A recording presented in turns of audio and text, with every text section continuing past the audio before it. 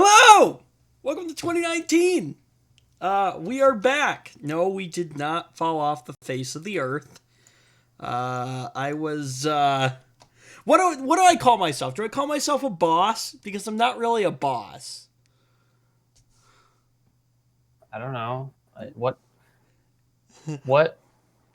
Well, the what word premise, are you looking well, for? the premise I was going to go with is I was a nice boss and I gave us, the last couple weeks off for the holidays.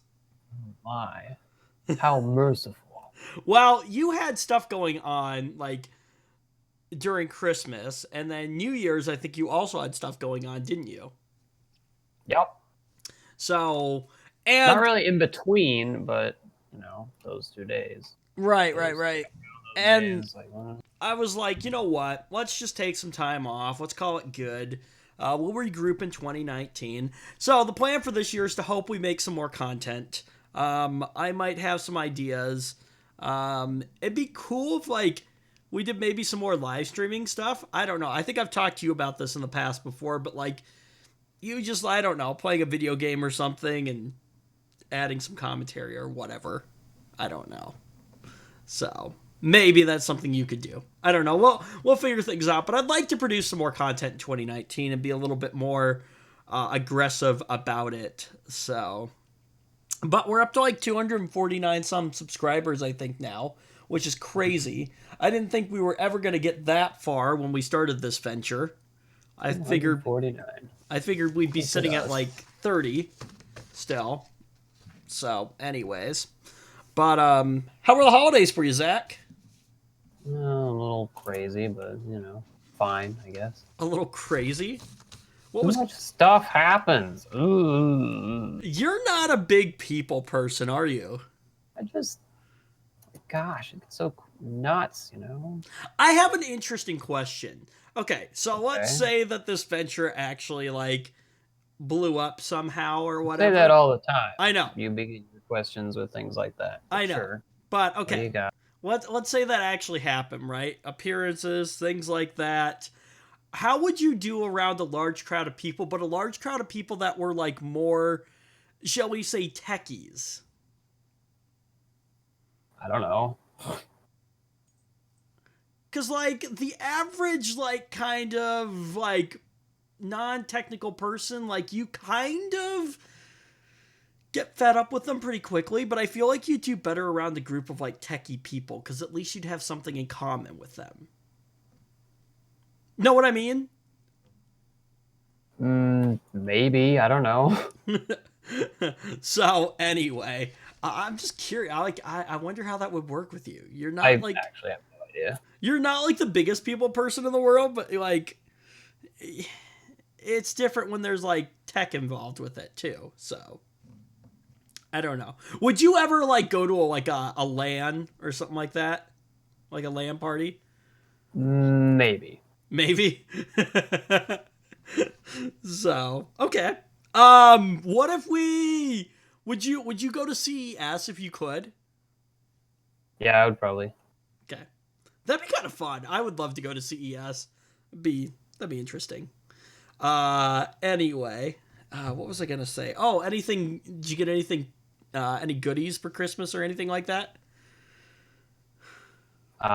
Airplane tickets to go ski in Oh, Colorado oh, in February. fun, That's gonna be fun. fun.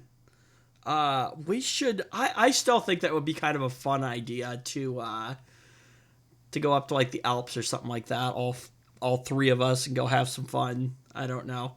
Uh, I would probably do okay. Maybe I might be a little confident in that. So anyway, oh I renamed your title though. Honestly, I can't be bothered with any of the titles you come up with. I think you'll like this one. I dropped you down to just hardware specialist. Wow. Did I get demoted? Well, you didn't like chief of hardware, so Well, what do you think? I don't know. If we had like a I still team, can't be bothered. if we had a team, I would probably put the word lead hardware specialist in there, but Well, I think that's what you started as. You started as our resident hardware specialist, so you basically got the same title. So anyway, but yeah, I got.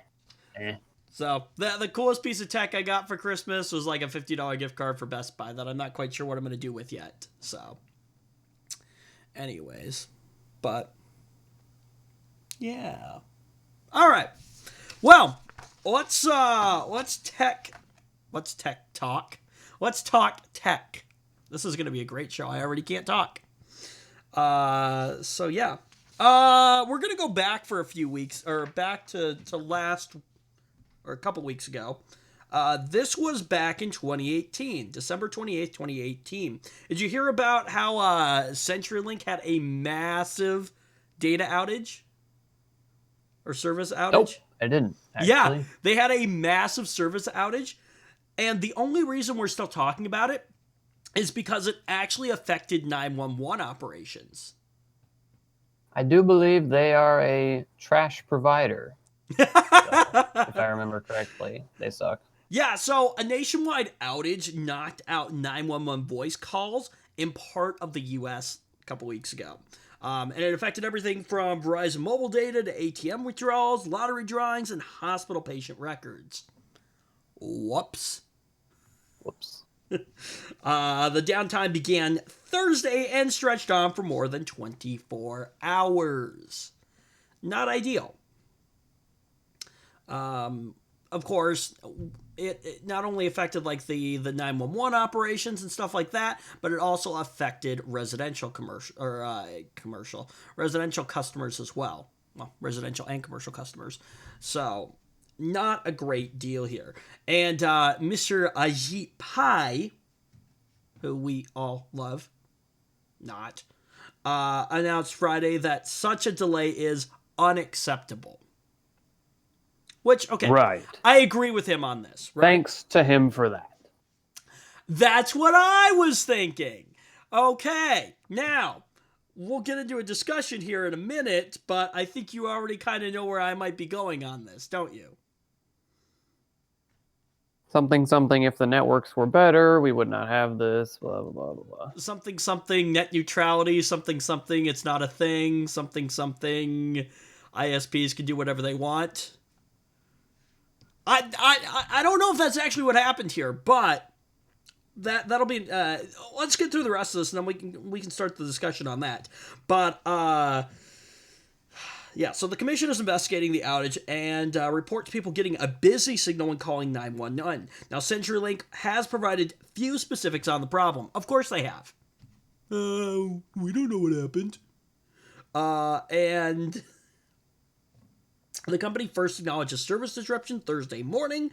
Later, it said that engineers and technicians identified a network element that was impacting customer service and were addressing the issue in order to restore services. Now, on Thursday night, they estimated that the situation would be fixed within 4 hours. That didn't end up happening. Then Friday, the company offered several "we continue to make good progress" updates, presumably on social media. But little in the way of details came out. Again, surprise, surprise. Then service had been restored in some areas, but many were still without. Presumably service has been restored by now. But this opens up the interesting debate now. Do you think any of this has to do with net neutrality no longer being a thing? You know, honestly, as fun as it is to just make fun of him for getting rid of it, I don't think it has anything to do with it. Well, okay, but see... Probably doesn't. Well, okay, so the argument was, right? The argument was, because, see, and here's the problem. We still really don't know what happened. Presumably, some part of the network failed, right? And the argument was a long time ago. Remember? Oh, net neutrality is hindering our ability to upgrade the infrastructure. Right, and, okay, I see where you're going with this. Mm-hmm. Yeah, you know, I mean, it seems reasonable, yeah, but I guess there's too many factors to just say that, oh, yes. Right, but there's also not enough. Happen. There's also not enough information either. There's not enough information as to what happened. definitely wouldn't have hurt anything if net neutrality had been a thing. Right, and so here's what I'm wondering. I'm wondering if the excuse of net neutrality is hindering our ability to update things, right? Because we know that's complete and utter bullcrap, right? So Yes. here's the thing, right? We very much are aware of that. Right, so here's the thing, right? Did they use that as an excuse for not upgrading their infrastructure, right? The infrastructure Now is it's gone. old. Where are the upgrades? Right, exactly. That's kind of what I'm getting at. Is okay. So net neutrality's gone now, so they can no longer use that as an excuse as to, oh well, net neutrality's hindering our ability to upgrade the network. Right? Okay, it's gone now. Okay, upgrade your network. They probably haven't upgraded the infrastructure for a long time, so that's probably why something failed. Right? So Probably. I don't know. Or is it the argument of because net neutrality is no longer a thing, the ISPs are now saying, well, now we really don't have a reason to do anything, you know? Now we don't have to do anything because I don't know what would an ISP say? I don't know. But see, that's what I'm wondering. I'm wondering if before they were using it as an excuse, and now they're like, oh, well, now it's not a thing anymore, so we can really do whatever the heck we want. Well, I guess we don't really need to upgrade anything. Exactly. So I'm wondering if that's part, like, I don't know. We don't have enough information, but I'm wondering if that's partially what happened. Is they were like, oh, net neutrality is no longer a thing now. We don't need to really worry about upgrading the infrastructure of the network. Or were they doing something, were they changing something in the network infrastructure in terms of, fast lanes and things like that, and that affected, they screwed something up, and that affected, people's ability to, have service to the, have service and things like that. The other question is that I'm thinking as I'm talking about this is, did CenturyLink not put as much, I guess, concern into this because they're like, oh, we can kind of do what we want now. You know what I mean? I don't know. I mean, it's kind of we don't honestly we don't have enough information. All speculation and yeah, exactly. It is all speculation. But I'm just wondering, is this going to be a trend now that we're going to start seeing now that net neutrality no longer exists, where the ISPs now are just like, we don't care. I am, however, enjoying having a laugh at their expense. That's for sure. Oh, for sure.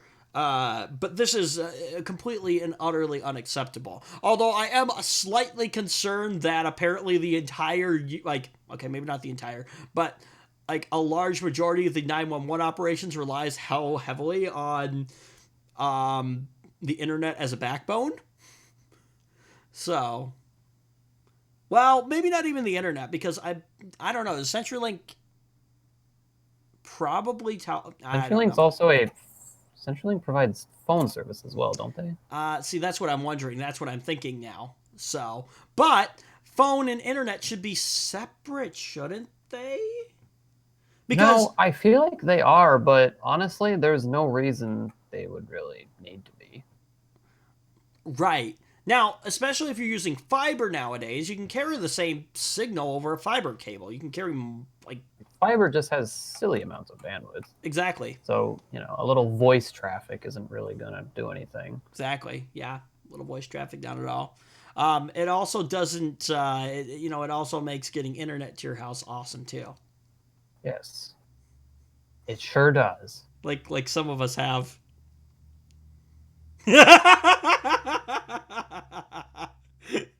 First jab at having fiber for 2019.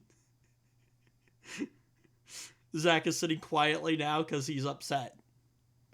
One day. I should just leave. One day I'm just gonna leave when you do that. No. What I was gonna say is one day you'll have fiber to your house, presumably. One day I'll move somewhere where I can get fiber. Right. Yeah. Exactly. I wish the internet in this country, although apparently it's horrible in Australia. Have you heard that? Yes. So I guess we don't live there. Although I've heard parts of China, Japan, don't they have just incredible internet, something like that? Yes. Yeah. I hear that too. Of course, you're behind a giant firewall and they censor a bunch of stuff, but hey, Only you in have China, not Japan. but hey, you have awesome internet. So, anyway, yeah. Uh I don't know if you would use this. This is I like this idea though. Okay, PepsiCo, the PepsiCo company, right? Friday, PepsiCo announced it would be rolling out a fleet of snack carrying robots on the University of the Pacific's campus in California. I think we've seen this in other campuses before. There was a campus that had some of these. I don't remember where it was. But anyway, initial thoughts. Don't know about it, honestly. Initial thoughts on this. I mean, they look kind of cool. They do. But yeah, your initial thoughts on this, Zach. Need to have a look at this. Huh? Find it. Oh. I need to have a look at this. They look cool. Let's see here. I've got too many tabs to. It's been too long since I've done this, so I have to remember where everything is. All right, PepsiCo, right here, rolling out a fleet of robots to bring snacks to college students. I don't know. It seems kind of gimmicky, I guess. Gimmicky? Well, we live in that world now where like robots do everything. Like Amazon delivers packages using drones now, and like the California. Not really. That's. Do they? Did they like properly roll that out in some areas? I thought they did, or was it just a test? I don't know. I thought it was a real thing. I have no clue. I thought it was a real thing. Okay, I like that idea. I think it's a cool idea.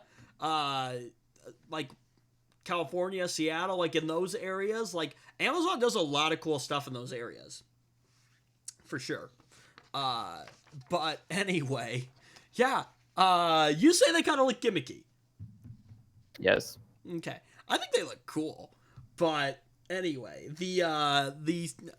what was I gonna do? Oh yeah, so the snack box carries snacks and beverages from the company's Hello Goodness portfolio. It includes Smart Food Delight popcorn, baked Lays, Pure Leaf tea, and Starbucks cold brew drinks. So now I see one slight error on Pepsi's. I shouldn't have done that. That looked horrible. Technical behind the scenes stuff. What was stuff. this error? I don't think I see it. No, you didn't.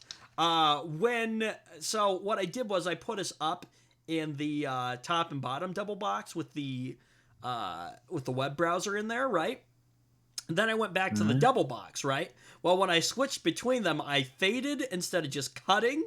You don't fade from a double box to a double box. It looks horrible. Well, generally you don't fade from camera to camera. It doesn't look good. You usually cut from camera to camera. So, anyway, that's why I said technical behind the scenes stuff. Anyway, so students can place orders in iOS in the iOS app and then have them delivered to select locations between 9 and 9 a.m. and 5 p.m. Okay, so the idea of using an app to order your food, the time between 9 a.m. and 5 p.m., that sounds great, right? Here's the problem, right? They only apparently have an iOS app. I don't see anything that says anything about Android. Which I'm sure there is one. But it doesn't say anything about it. The app is available on iOS with a valid University of Pacific email address. You would think they would mention something about an Android app if there was one. And if they don't There must be one. Okay, but if there isn't, they're missing a huge population right there. I mean, yeah, if there isn't, then I guess they're dumb. So that's what I'm thinking. When I saw that, I was like, wait, what? You guys are missing a huge market share right there. Let's see here. So, they can travel 20 miles on a single charge. Which, okay, when you think about it, on a college campus, that's a lot. Because the college campus is, I mean, this college campus is only 175 acres. So, whatever that actually equates out to in mileage. I don't know. Zach, can you You're a math whiz. Figure that out. No, I'm not. I hate math. Don't even. Oh, I'm sorry. That was the most genuine reaction ever. No, I'm not. I hate math. I thought you didn't mind math. Ugh. No, I don't. I hate it. It sucks. I really thought you didn't mind math.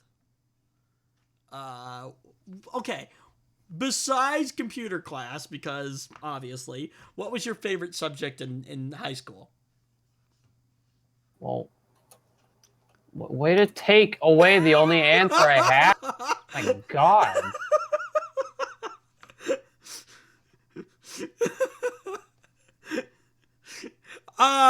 That's like saying I love chocolate and then giving you the option to use chocolate. Besides computer class, what was your second favorite class in high school, I guess? I genuinely could not tell you. Genuinely could not at all. I could not tell you. No, I hated most of my classes. I love that. Way to take away my... Okay, come on. If you had to pick, come on. I can't. Give me something. That's like saying, do you want to chug bleach or Clorox? No, it's not. I mean, that's not quite, but okay, know. Fine. Science class. Did you like science? Not really. It was just easy. Did you take chemistry? Yeah. Oh, okay. See, I wasn't good enough at math to be able to take chemistry, and here's the thing, right? So I had to take it. You look at chemistry. You had to take chemistry? Yeah. Huh. So you look at chemistry and stuff like that on TV, and they perceive, like, especially in like cartoons and stuff, or even like like kid shows, they perceive chemistry as like mixing the one chemical with the other chemical and some cool chemical reaction happens. Only it was.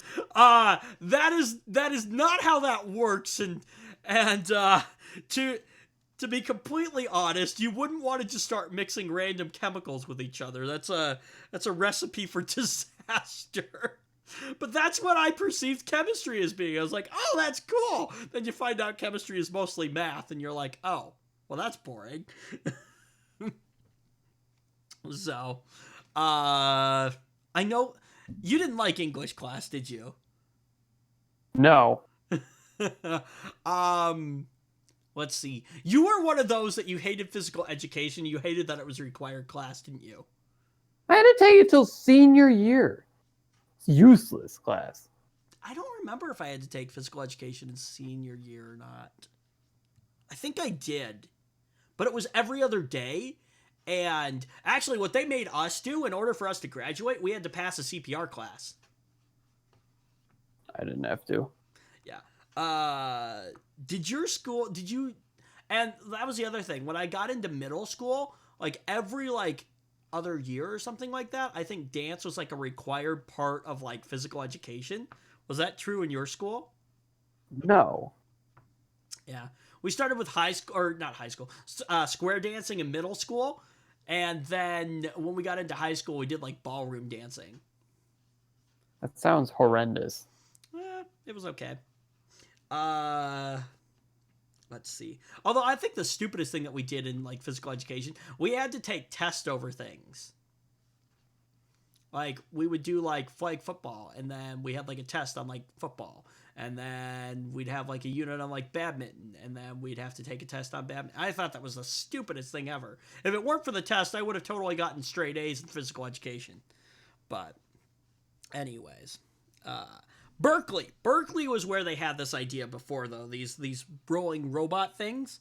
I guess that's where, I think we talked about it. One of them caught on fire, and the students of the university adored the robot courier so much that when one caught fire due to a battery malfunction, they held a candlelight vigil for it. Okay, that's going a little over the top, I think. Just a little bit. Seems legit to me. But I don't see the problem. You're completely being facetious right now. Or are you being serious? I'm actually completely indifferent.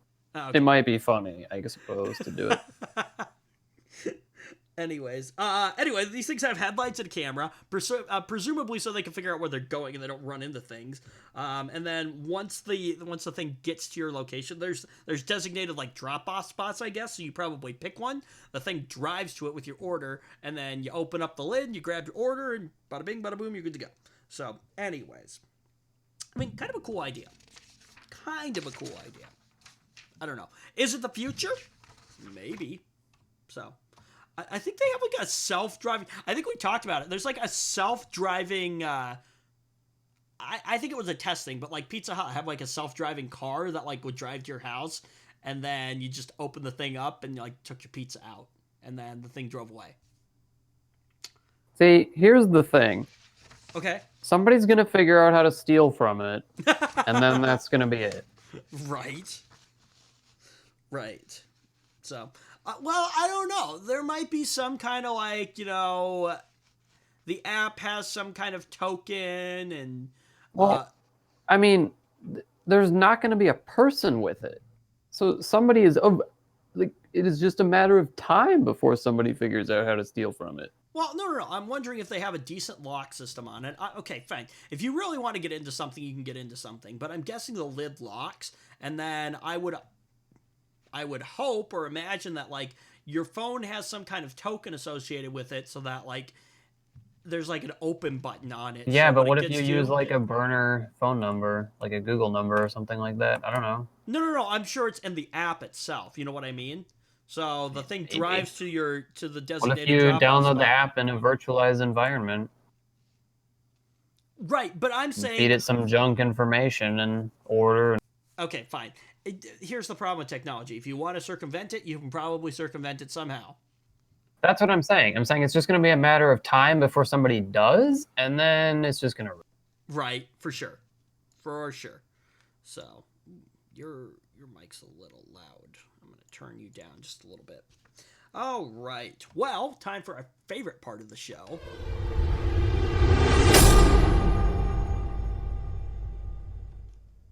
Microsoft news time. Microsoft might be doing something sort of kind of smart-ish. Let's talk about Cortana. My favorite. I actually kind of like this idea, but again, this is one of those, how will Microsoft inevitably screw this up? Microsoft is planning to mute Cortana's voiceover during the initial setup phase of Windows 10. Good, because she's annoying. So that's a thing that's going to be happening. So Microsoft originally introduced the option in 2017, and it allowed users. I didn't even know this was an option. It allowed users to set up their systems with just their voice. Like what? This is another one of those great examples of Microsoft introducing something that apparently nobody knew anything about. Remember what is it? Groove Music or something like that? Yeah. You mean that junk default music player? Yeah, I know that one. But Groove Music apparently had like a music streaming service built into it that like nobody knew about until we did the story on it. Do you remember? Okay, maybe you don't. But anyway, this is another one of those examples of Microsoft introducing something that apparently both me nor you knew anything about. Did you know that you could use Cortana to set up your system? I did, because I get prompted by her all the time. Oh, really? So you did know about this? I didn't. Well, I mean, yeah, but I didn't really care about it. Right? You must have been, it might have been helpful for home users, but it was a nightmare for businesses, as you can imagine. So, Microsoft is now disabling their Cortana voiceover on Windows 10 Pro, Enterprise, and Education. But if you're a home user, well, you're still screwed. I guess this is the inevitable part about Microsoft did something smart, but they somehow figured out a way to still screw it up.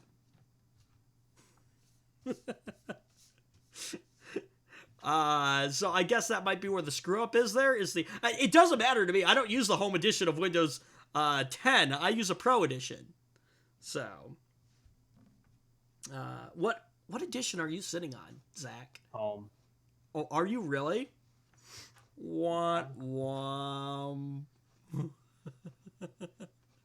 You should be using Seriously? you should be using a Pro edition. I don't have that much money. So actually, when I Price tag's up the wall on that. no, you just need actually. Okay, do you still have your Windows 7 Pro key from when you were enrolled in college?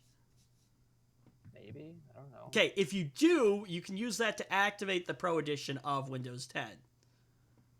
Well, I still have to reinstall it, and I'm not about to do that. I thought you were going to at some point. Maybe, I don't know. So, I'm still debating back and forth whether I should just wipe Redmond and start fresh again or not. See, the difference between me and you is I actually install updates and you don't. I can't. Blue screen my computer. No. I thought it boot looped. Also, I'm tired of them just changing things. I don't want to change anything. Just give me security patches and forget everything. I thought your system boot looped. I thought was what happened. Oh, maybe. I think it blue screened and then it. So, I you know what? I love the blue screen now because back in the day, right? Back in like the 95 era, right? It was like, oh, something went wrong. Error XXXZ70WWCCB005544440X7. Like, it would give you this big long code, right? Nowadays, it's just like, oops, something went wrong.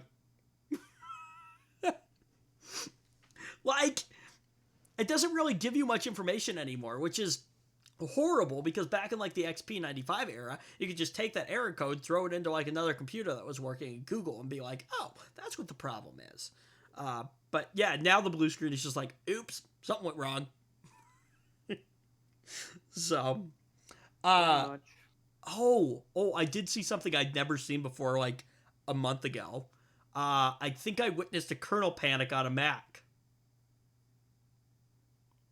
which apparently is the equivalent to a blue screen of death. Is it?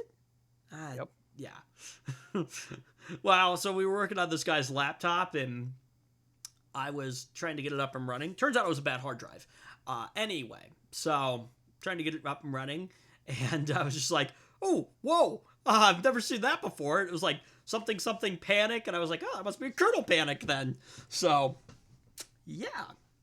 Now, back to this. So, the home edition, Cortana is still going to remain a thing, the voiceover thing. The change will be introduced in the next major release, and that's expected to arrive in April. So, yeah. Anyways, so, if you do reinstall, well, have fun with Cortana still, Zach. Anyways. Yes, I will have fun telling her to leave me alone. Are you going to, if you reinstall, you will be disabling the update service again, won't you? I mean, I will probably just get a pro copy and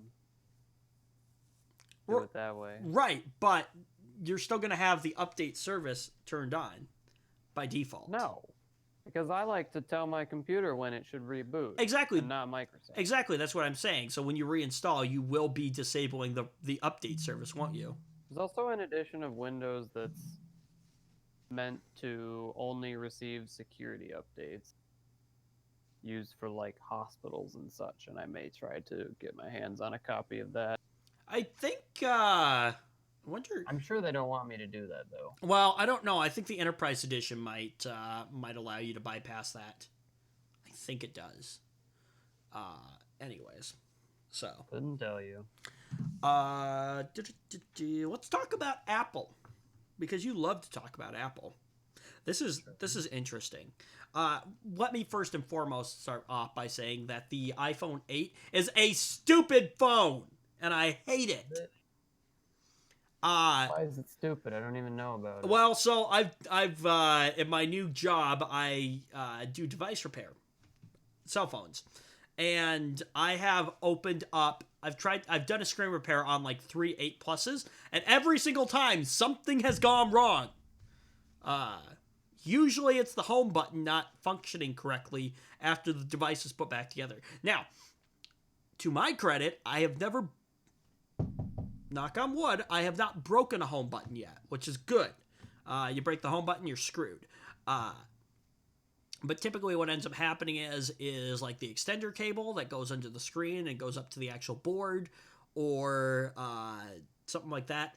Or like either the home button doesn't get clicked in quite right to that, or I end up damaging the extender cable, which, okay, fine. It's better to damage the screen than it is to damage the home button because, like I said, you damage the home button, you're screwed. But I don't know what it is about that phone, but every single time I've done one, I always have some kind of problem. And getting like the front camera, like proximity sensors back into its spot, I apparently have trouble with that. The 6 though, the 6 line, 6S, 6S Plus, 6 Plus, those phones are actually really nice to work on. Absolutely love them. And the 10 is actually pretty nice too. You have one component to move if you do a screen repair. Although if you break that one component, you're actually effed. But anyways, thank you, Apple. Thank you. Now, what's funny? They made it easier in the 10. That's crazy. Well, see, here's what happened, right? So, like the earlier phones, like the 4 and things like that, they're like pretty difficult to take apart and do stuff on. And then what Apple realized was, oh crap, we actually have to work on these things. And so they started making them simpler. That's what happened. They're like, oh crap, we actually have to work on these things. We'll make it a little bit simpler. Makes our jobs harder too. Yeah, exactly. Not just those third-party shops that we just hate. Right, exactly. So, I don't know if you heard about this, but the iPad Pro, the 2018 iPad Pro, has been shipping with a bend in it. Some have been shipping Bendgate 2.0. Right, but Apple is not calling it a defect, quote unquote defect. So, Apple is hoping to put a lid on the perceived controversy around bent 2018 iPad Pros. Here's a simple idea. Fix the manufacturing problem so that they don't bend in the first place. You don't have a problem anymore. Okay, fine. Probably easier said than done, but like, okay, let's think about this real quick, Zach. If you want something to go away, what do you typically do? But you might fix it. Right. Oh, wait. This is Apple we are talking about here. Just saying. You know what? Okay, so I think, I don't know. I pay attention a little bit more to Apple than you do. I basically don't at all. Right, but here's the thing. I think ever since Steve Jobs passed away and Tim Cook took over, I think the quality that Apple puts into its products has actually been going downhill. So, now, I have my mid-2012 Mac, or is this a mid? No, this is a late, what is this? That's a mid-2012. So I have my mid-2012 MacBook Pro sitting next to me here. Despite what you might say, Zach, this actually still is a decent little laptop.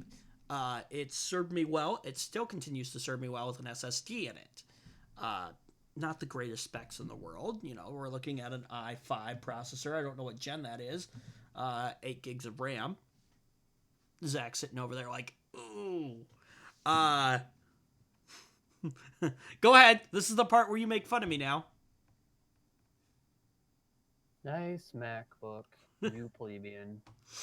But it has served me well. It still continues to serve me well. And personally, what I like about this system here, I can work on it. I can do stuff on it. I can upgrade it. If something breaks, I can fix it. What a concept that is. Am I right? Or am I wrong? Yeah. I mean, for sure, should be able to open it up. I can fix it. There isn't stupid bull crap going on. You know? Oh, I want to upgrade the memory? Open it up, throw 2 new DIMMs in, and call it good. I want to swap out an SSD into it? Perfect. Open it up, throw an SSD in it. A ribbon cable goes bad?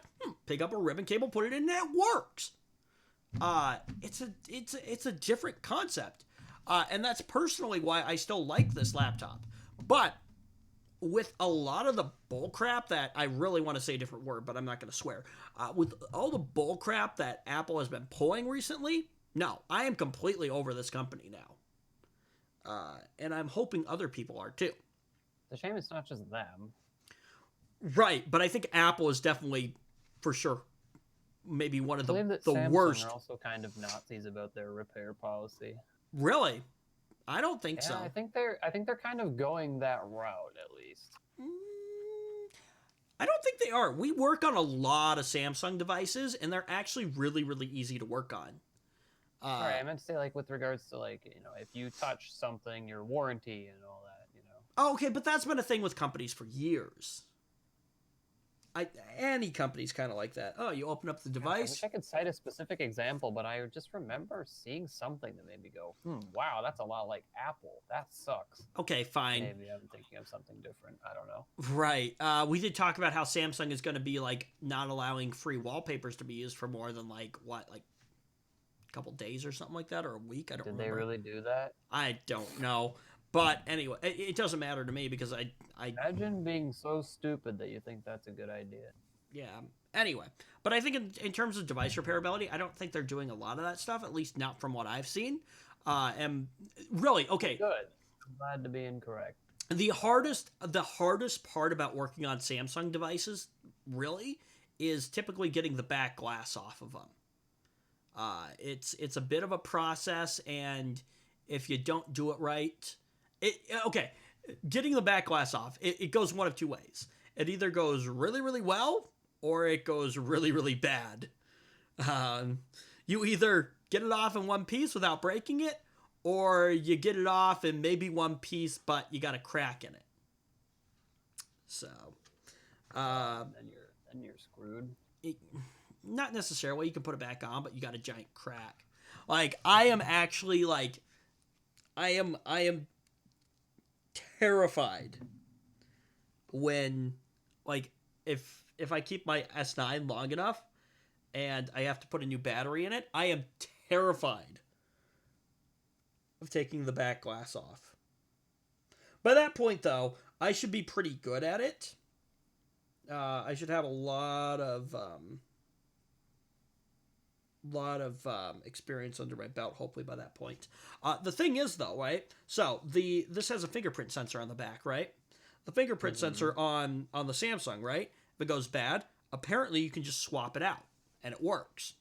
On your iPhone, okay, it's built into the home button. Yeah, on your iPhone, not so much. Exactly. Now, okay, the controversy is, and I don't know what you think about this, is here's apparently Apple's justification, and I can kind of see it, but at the same time, maybe not. And that is that the justification of Apple being the only people that can relink the home button to the I think that's the T2 chip or something like that, I think, is that it makes the device way more secure. Somebody can't just put a new home button on and link it. I mean, maybe, but what security risk would there be if somebody did put a new home button on it? What would they be able to do? Well, I think the theory is that, like, a repair shop or something like that, you take your phone to a repair shop, the repair shop puts a new home button in without your knowledge. That is... and is capturing your information? Yeah. But see, here's the thing. Apparently the information is only stored locally on the phone. So you'd have to figure out some way to exploit that too, apparently. So now that I'm talking about it, this just makes perfect Apple sense that, we're Apples and we want to be Nazis about device repair. Because we have to be the only people that can repair the device. Yeah. That would make my life so much simpler if I didn't have to worry about breaking a home button on a phone or something like that. Like, oh, I broke the home button? No, well, put a new one in. Hey, guess what? It works! Because you know what? And here's the only thing that's preventing it from working now is software. The software, yeah. Because apparently back in the day, if you broke one, you could just replace it, and it was totally fine. But I really hope Right to Repair becomes like a national thing, and it just screws the crap out of Apple on this, and it's just like, oh yeah, you guys can't do that anymore legally. That would be great, wouldn't it? that would be awesome. It'd be like this giant like FU to Apple, like, hey, middle finger. So, anyways, back to this. Apple published a support page late on Friday night detailing the manufacturing process, and the page is titled iPad Pro Unibody Enclosure Design, which starts off by saying that Apple's latest tablet is strong, light, and durable. Okay. Okay. Right? Great. That's what I thought. Okay, if this thing is so strong, then why is it bending? The company goes on to note that the new design has flat edges instead of curved edges found on previous generation iPad models, and some believe that these straight edges are making slight bends more noticeable and easier to see with the naked eye. Now, Apple later mentions that very point. Now, Apple focuses the article on the Wi-Fi and cellular iPad Pro. I didn't know there were other versions, but anyways, okay. But it has seen the most reports of a slight...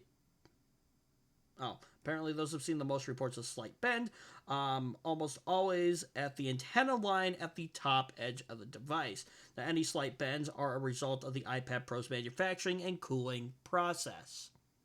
Okay.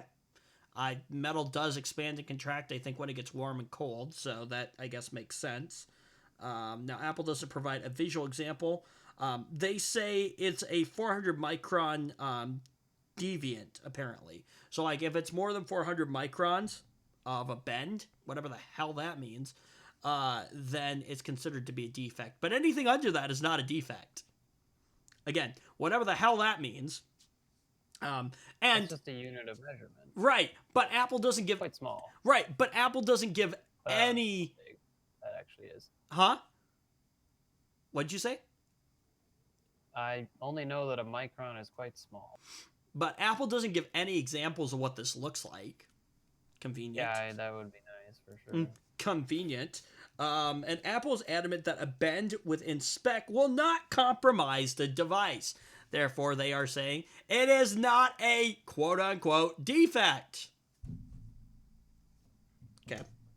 And they also say that it doesn't compromise the device's structural strength, impact performance, or grow worse over time. Apple doesn't go into how it's so confident in that statement. Oh, wonderful! That sounds exactly like Apple and any other devious company out there. Oh yeah, it's not going to affect anything, but we're not going to tell you how we know that. You're just expected to believe us. You know what I mean?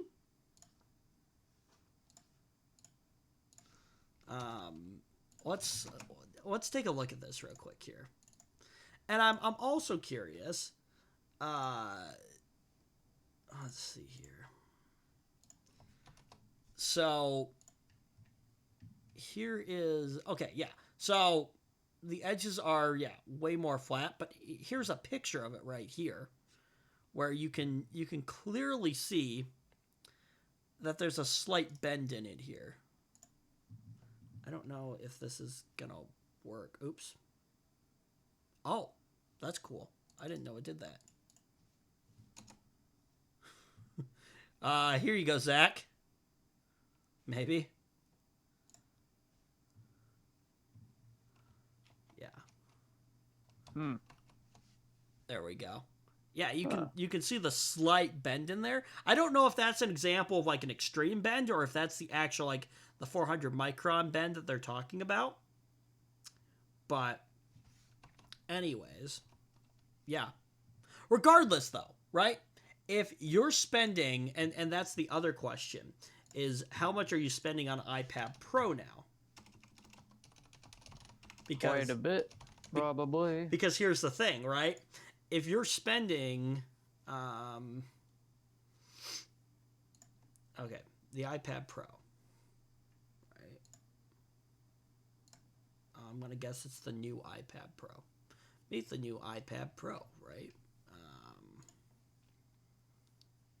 Let's see what Astra. Okay, let's just pick the 12.9-inch display. I don't know what one this specifically is, but let's start with okay, we'll start with the 11-inch display. How much do you think that's going to set you back, Zach? I think it's a lot. I think they're like 1,000 plus. Like they're huge, the huge ones. Actually, no, not quite that bad. Well, Really? Wow. depending on, okay, you know what? Let's spec an 11-inch with you know what? Okay, let's spec it with 11-inch silver, 1 terabyte, Wi-Fi and cellular. Yeah, okay, there we go. Gonna be, Okay, now how much are we talking, Zach? it's gonna be a ton. Any guesses? I have no idea. Oh, come Never on. bought an iPad. Give me your best guess, knowing Apple. I don't. I already did. Give me a number. Give me a number. I already did. What is it? $1,699. Seems about right. Now, if you're buying a 12.9-inch iPad Pro, the top of the line, you're looking at $1,899, almost $2,000. If I'm spending almost $2,000, that doesn't include tax and other crap like that too. But if I'm spending that much on a device, I expect it not to have a bend in it when I get it. Oh, but it's within spec, so it's okay. Dude, you bet your rear end if I ordered an iPad Pro for that much and there was a bend in it, even a slight bend, that thing would go back to Apple and I would be, this is unacceptable for what I am spending on this. Fix it. I would be one of those Nazi-like customers on this. Like, no, if I'm spending almost $2,000 on a device, it better not come with a bend in it. I don't care if you say it isn't spec or not. No. And you know what? Okay, it's interesting. There's this culture when it comes to Apple, right? Where apparently, and I don't get it. Maybe you can explain this to me. But what is it? Apple continues to pull this bull crap, right? And people still buy the products. What? They're dumb. What? Where does the loyalty come from? Because I don't get it. I really don't. Although, we have an interesting rapid fire story that we'll get to in a minute here, but let's move on. Let's talk about something cool. AMD's new 12-nanometer Ryzen laptop chips that are looking to put the pressure on Intel. Let's talk about that. Because this is cool. Sure. So, I have a doc this week, and it's got some bullet points in there. I'm going to let you take the lead on this because this is your area, sir. What? I'm not. What? You know! Hardware specialist. I haven't read about this. I sent you the article and I said, please review. Well, I read a little bit about it. Let's see here. Yeah, right here. Right here. Let's Where see. is here? I don't see you. Hang on. Hang on. You know, Alt print screen. Because okay, there's other parts of our conversation in here that I don't want to share. So, I gotta make a new document. Let's see right here. It says, have a look at this. Oh, I know. Yeah, I'm not disputing that. No. I want a record of this. Because Zach's like, because the way you made it sound, it was like I didn't give you a chance to review it.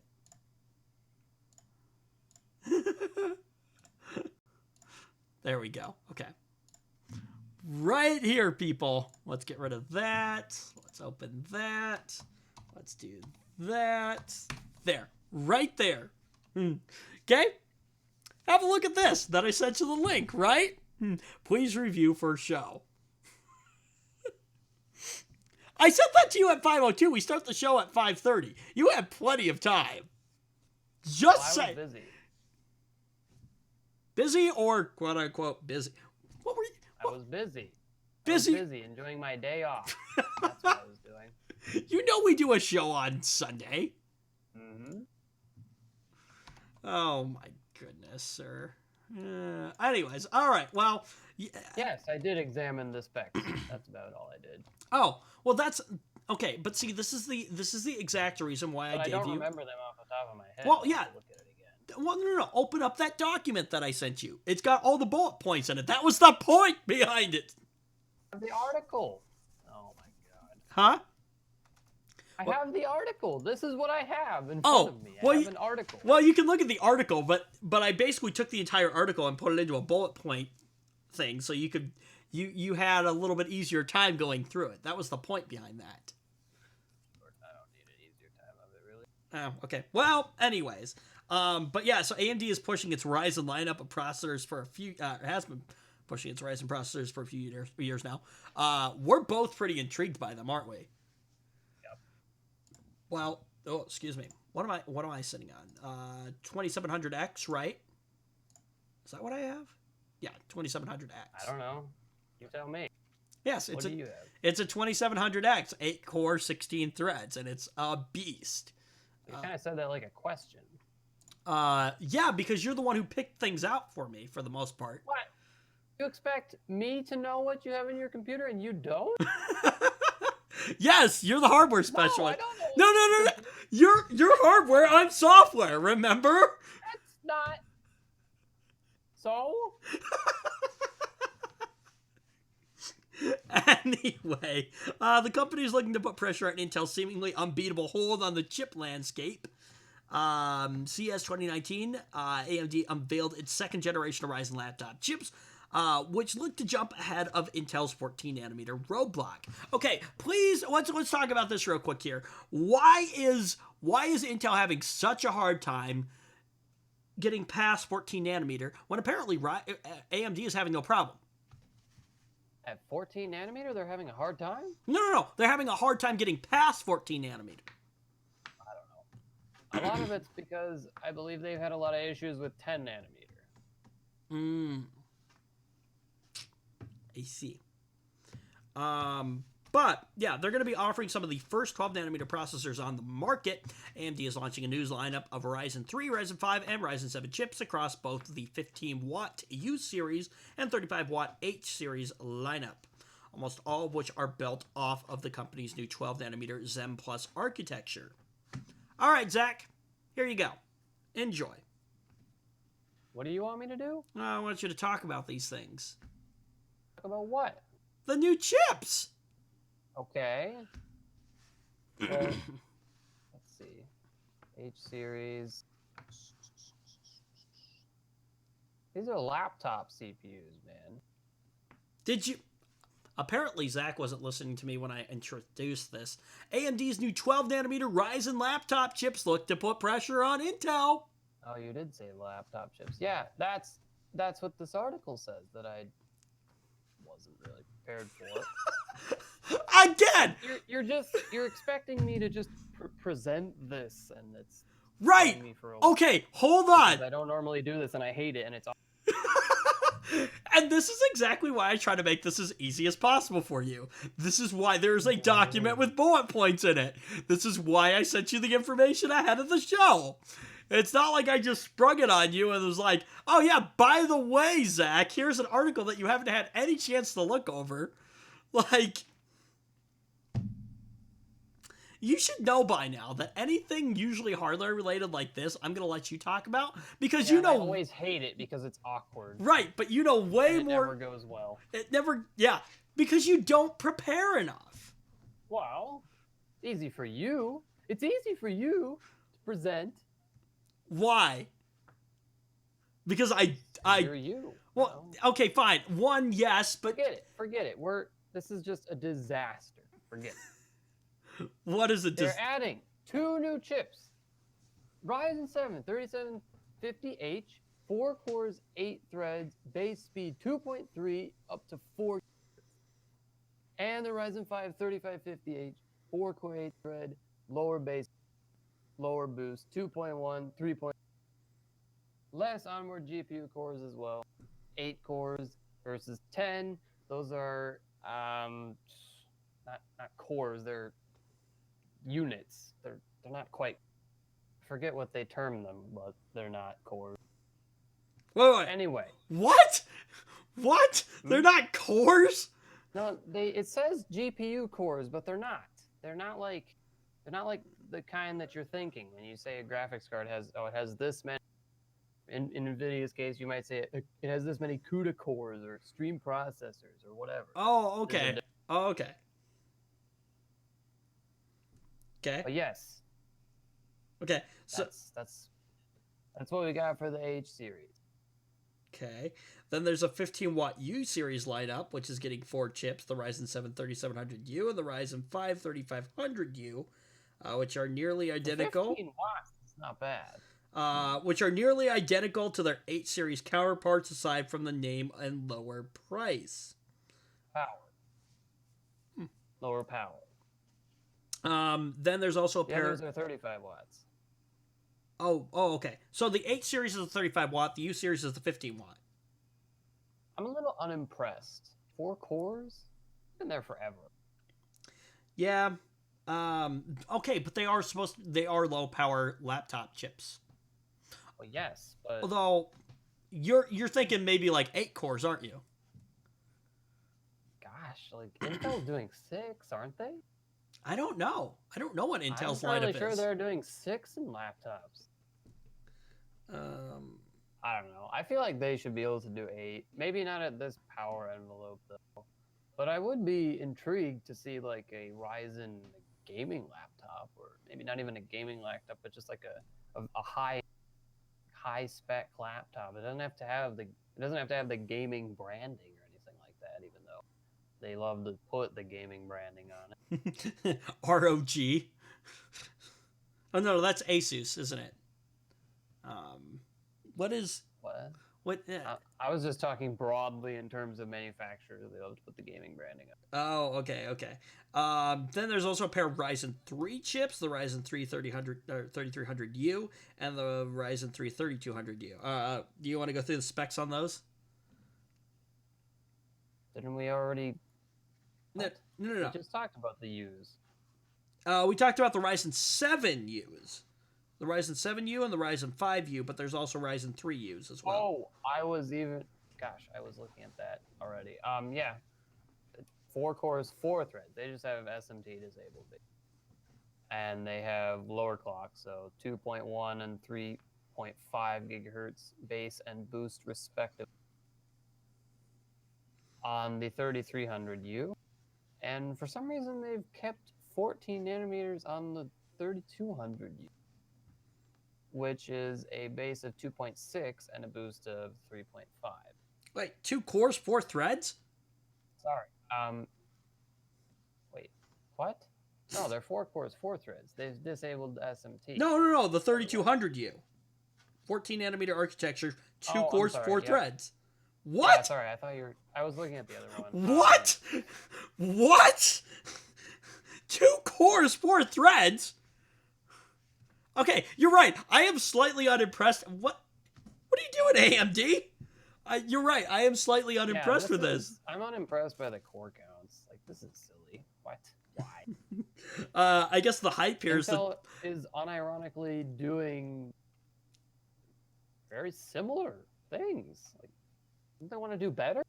Right. Oh, I thought that was the whole point behind the whole Ryzen lineup, was to like beat the crap out of Unless is AMD just looking to be competitive right at the minute, and then they'll worry about, because okay, if you think about it, who has the hold on a lot of the mobile market right now in terms of processors?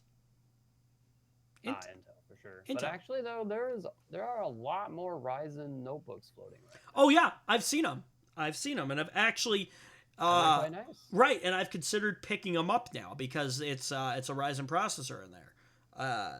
Well, I mean that isn't necessarily a good reason to or to not buy something. Right, but okay, I wouldn't pass them over as I would initially with an AMD processor in it. You know what I mean? Previously, I saw AMD and I was like, already over it. I wouldn't even look any further than that. Now, if I at least see Ryzen in there, I'm gonna at least put it in as a contender. You know what I mean? I do still see a lot of the like older the A series chips. Yeah, I don't. Some of those are Ryzen based, I believe, but I don't know which ones. And I've seen a lot of the generally just junk, low end parts as well. I mean, the problem. I don't know why anyone would still buy that. Like, yeah, the problem the is pre-Ryzen architectures. They're just they just don't perform. No, they don't. The problem is that, and this is what I wish, is that it's like buying a low-end computer with a Pentium or Atom CPU. They don't make Atoms anymore, but those were particularly. Well, my little Acer 2-in-1 has an Atom processor in it, and it actually performs way better than. I had a tablet with one of those. Yeah, that's right. My little 2-in-1 actually performs decently well, actually, with its little Atom processor. Actually, was fine because it was a mobile device, and it was an Android tablet, not a Windows tablet. Oh, okay. Mine's a little Windows tablet. Well, 2-in-1. Go ahead. But I think that would be the only application that I actually see one of those chips being relevant. They were just so. Bleh.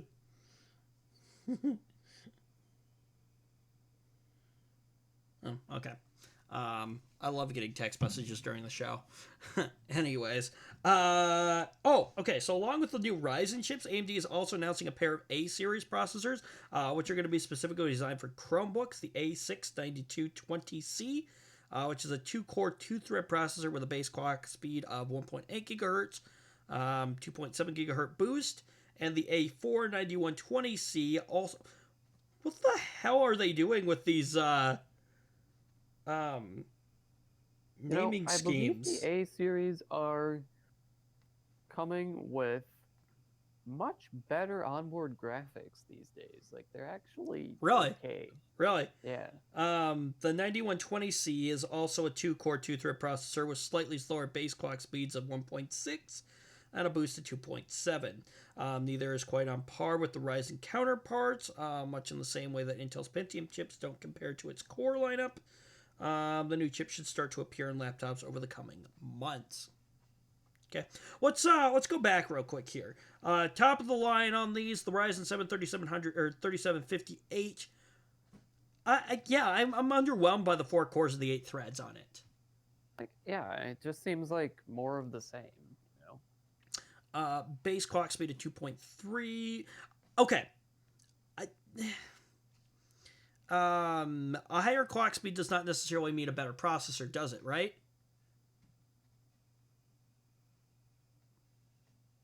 Say what? Okay. A higher clock speed does not necessarily mean a better processor, right? No, not at all.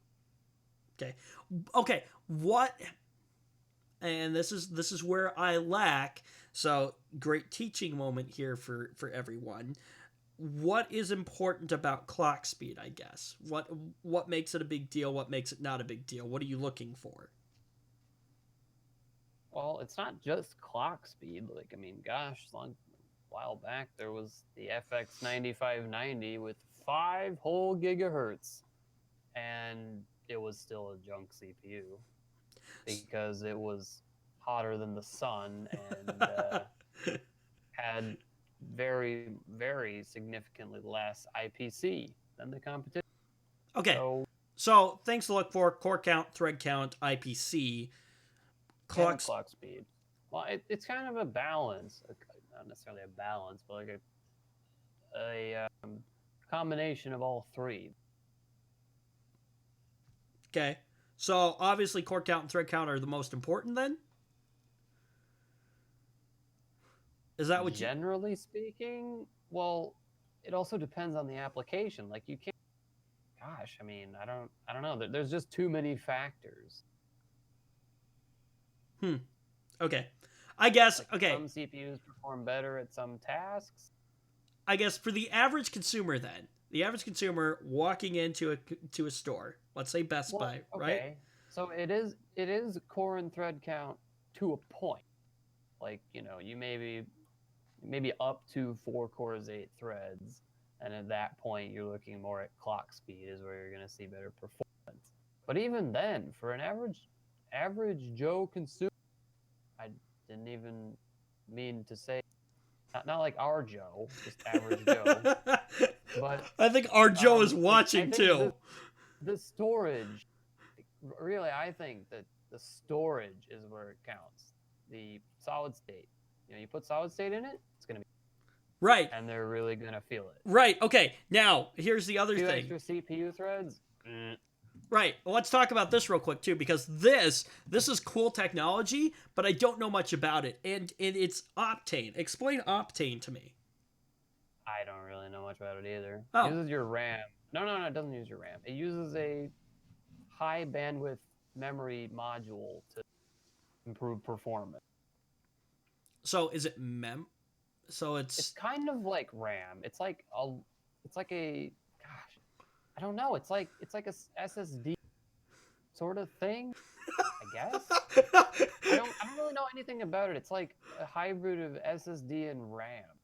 Or something. But it is supposed to improve probably loading speeds and performance throughout the system. But yes, it's just like a caching thing, basically. Okay, so it's like a high... I've never used... It's like a high-speed cache, then. Yeah, basically. And it's between... It's in terms of capacity, it's somewhere between a SSD and RAM. Interesting. So, okay. 4.0 gigahertz. I mean, that's not a bad boost, is it? 4 gigahertz? For this 4-core, 8-thread processor? I mean, get a little more performance out of it, right? Yeah. So, 4-core, 8-thread. Hyper-threading? Yes? No? Hyper-threading? What about it? On this processor? The 3750H? Yes. Okay. SMT. Hyper-threading is actually a Intel specific thing. Oh. I believe that's a trademark of theirs. But everybody pretty much calls it hyper-threading anyway, regardless of the... So, SMT? But it's actually called SMT, simultaneous multi-threading. Oh, yeah, okay. Now, how do I know that a processor has SMT on it? Well, because it will have more threads than physical core. So a 4-core, 4-thread processor has no SMT on it. Has SMT disabled, yes. Oh, okay.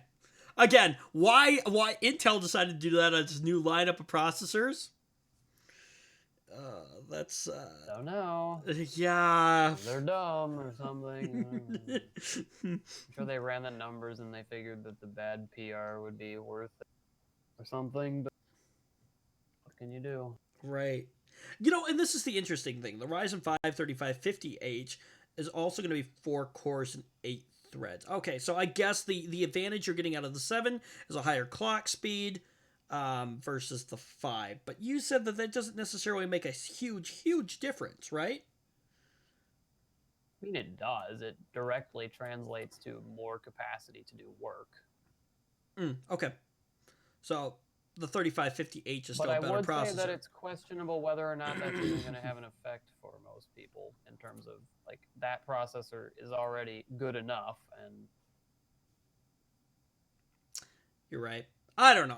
I'm a little disappointed in this. I thought these numbers were going to be better than they actually are. It would have been cool to see an 8-core, like 16-thread, 12 nanometer Zen plus architecture chip. That would be cool. Although, yeah, the problem we run into then is are you able to build it at the 15 watt, or even the 35 watt cap, right? Is that the problem? well, yeah, I mean, these are lower power CPUs, so Right. Well, typically in a mobile application, that's what you're gonna get. You're not gonna get a full desktop core CPU. well, you're not, yeah. At the higher power, like the 65 watt type ones I see. that you might find in like a gaming computer, Hmm. you're gonna look at a little bit more. All right. Well, let's one quick thing before we leave you for this week. Apple says that cheap battery replacements are actually hurting the iPhone sales. This is kind of funny. So basically, what Apple is saying is so you remember a while back, Apple sent out an update to iOS devices, right? That basically throttled them when the batteries were starting to get old. Yep. You remember that whole controversy, right? Well, then people actually started to figure out something was going on, and Apple was just like, crap, well, now we actually have to address this, right? Because they wanted to secretly do it without anybody noticing. Like, that was ever going to happen. And this is what I love. I love when companies do that, where they're Why like... do they think nobody's going to notice? Like, somebody savvy is just gonna They're hoping figure it out. They're and then hoping gonna nobody spread the word. notices. They're hoping nobody notices. I think a lot of times it's, let's see how long we can get away with this before we actually have to fix it, right? So The average consumer doesn't need to be the one to notice this. Somebody who's savvy is going to notice it and then spread the word. exactly. And then average consumers are going to know.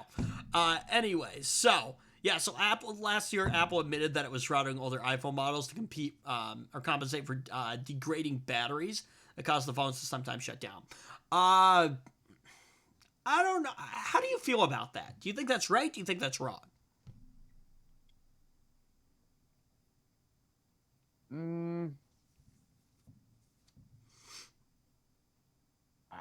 I don't know. I mean, there could be semi-legitimate reasons for it. I but can see both. Okay, first, I always end up being cynical when it comes to stuff like that. well, the argument I can see here is that Apple is trying to do a solid by throttling your device so that it doesn't just shut down on you in the middle of doing something. I can see that, but I think I think that's okay, but I think that the company should have been open about it. You know what I mean? Not trying to be deceitful. Even if they just say, "Well, we're doing that because of this, this, and this," people are still going to be upset. Right, people are going to be upset, but they're going to be device. right, but they're going to be less upset, I think, when they know about Maybe it. if they were told up front. Yeah. Exactly. Then, well, okay, so it's like this, right? So when we open up a phone, right? Let's say we open up an iPhone, right? Or even like a Samsung phone.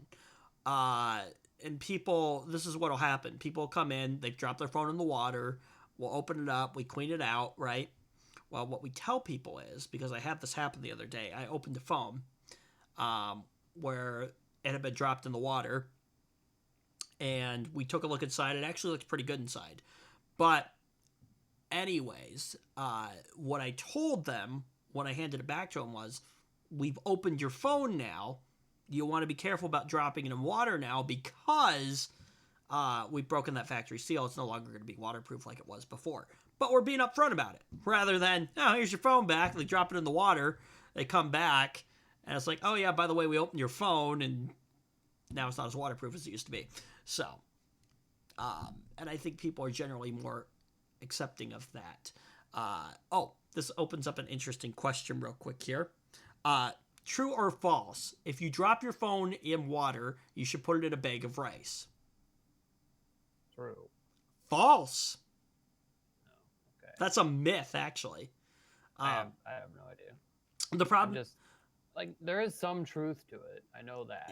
yes and Because no. it does actually absorb moisture. Right, but it leaves behind other residue. So the best thing you can do if you and we see this all the time. The best thing you can do if you drop your device in water is first get it out of the water as fast as you can. Second is if it's on, turn it off. Turn it off, keep it off. Then get it opened up and try to get as much of that. Basically, what we do, we open up the device and we disassemble it, and then we like flood the motherboard with isopropyl alcohol. Basically, clean it up, get rid of all the corrosion, and then we take like a it's like it's called a heat gun, but it's basically a glorified hair dryer. And then we get rid of all the alcohol. The awesome thing about the isopropyl alcohol is that it's 99% isopropyl alcohol. Well, I think we use 99% isopropyl alcohol, and it just evaporates. So, and it gets rid of all the water then. So, that's the best thing you can do if you drop your phone in water, or any electronic device in water, for that matter. Anyways, so back to this real quick here. So yeah, so last year Apple admitted that it was surrounding iPhone models that compensate for the degrading battery. As a part of this, and a way to say we're sorry we got caught, basically. They introduced the $29 battery replacement in the phones. And they shot themselves in the foot with this, because what it means is that people aren't doing what, Zach? People aren't doing what? I don't know. What aren't people doing? What are they electing to do instead? I don't know. Okay. What? People are electing. Okay, so you have your S5, right? Yes. Okay. I do. The battery starts. How is your battery doing in there, by the way? It's actually fine. Is it? Okay. But your battery starts dying, right? You don't want to get rid of that phone. What are you going to elect to do? I'm going to pop off the back in about 2 seconds and put a new one in. Right. And what does that mean? It means you're going to continue to use your old phone and not do what? Buy a new one? Exactly. And this is what's Right, happening you're to saying Apple. that people aren't going to buy a new phone from Apple. This is what's happening is people are electing to put a new battery in their phone, get some more life out of it, rather than buying a new phone. And it's causing the Apple sales to go down. Well, good. So, That's what you get when you screw people. right. Lose money. That and the fact that iPhones now can cost you up to $1,449.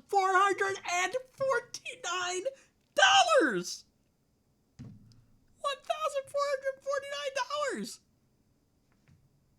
for a phone with an Apple on the back. Although I will say this: the iPhone 10 is actually a pretty cool piece of kit. Like, if somebody handed me an iPhone 10 and was like, here. You know how much that Apple on the back costs?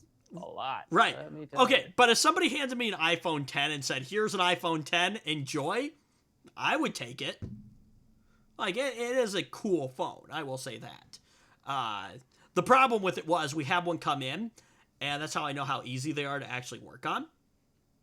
Changed out, because it had a cracked screen. That was an expensive repair for that guy. He spent like $400. But, Jeez. yeah, for a new screen. Anyway, so, put it back together, and then we test the device after we get done with it. I couldn't figure out how to do anything. I literally had to pull up the Apple website and figure out all the new gestures. Because there's no home button on it. I only know how to get to the home screen. That's it. Really? That's all you know how to do? I just swipe up. It goes to the home screen. I don't know anything else on it. Oh, you mean on the iPhone 10? Yeah. Oh, and I had to figure out like how to turn the thing off, and he had a bunch of stuff open. And one of my things is that whenever a phone comes in, the first thing I do, because we tested before and after, the first thing I do is I double tap the home button on the iPhone and I close all the open apps, so I'm not in anything. So I'm trying to figure out how to do this on the iPhone 10, and I'm like, I have no idea what I'm doing. So anyways, but ended up figuring it out. Force touch is kind of a cool thing, but yeah. But yeah, so Apple kind of shot themselves in the foot. Let's degrade or let's throttle phones with degrading batteries. Crap, we got caught. Okay, here's a $29 battery replacement for our apology because we got caught. Oh crap, now people aren't buying the new phone. Because let's admit it, right? What's cheaper? To put a $29 battery in your phone or buy a brand new phone for 1,000, or, $1,449. You know what I mean? Like, come on. No brainer. I wonder which is cheaper. Right? Well, and there's the emotional attachment that people have to their phones sometimes. That's probably partially the reason you haven't upgraded your phone. Is you don't really care to spend the money. Well, that, and you have an emotional attachment to your phone, probably, don't you? I mean, it definitely has drawbacks. It's often pretty slow doing a lot of things, but I just don't care. I don't do those things very often. Right. Well, I have a tablet that I like to use. Yeah. And if that was slow, sure, I would be a little upset, but yeah, it's not. Well, pretty good. My boss has a Samsung Galaxy S6, and he just replaced the battery in his. But, I was like, yeah, I'm going to replace the battery and call it good. So, he's got some buddies that are trying to convince him to upgrade to, like, a new phone. He might think about it when, like, 5G comes out. So. See, that would be a actual good, legitimate reason to do something like that. 5G? Well, yeah, because that's like a brand new, I guess, piece of technology that they're adding to the devices. Right. That might be worth it. I see. All right. Well, it is 7 o'clock around here, and I think that's long enough for a show this week. We are going to call it good. So, thank you for joining us. Welcome back to 2019. I'm excited for this year. I think we've got some... back to 2019? Oh, well, welcome to 2019, I guess. We have some exciting stuff coming up this year, hopefully, and we look forward to it. Continue to, keep watching us here on the channel. We're going to continue to at least do the Ram show because this is fun. I enjoy it. I think Zach enjoys it. Mm-hmm. I mean, he joined. I wouldn't be here. Huh? I was gonna say. I wouldn't show up. I was gonna say he joins me every week. So, anyways, but that does it for this week. Like, subscribe, all that fun stuff. Dislike if you didn't like the video, and we are gonna see you next week right here on the Ram Show. Bye.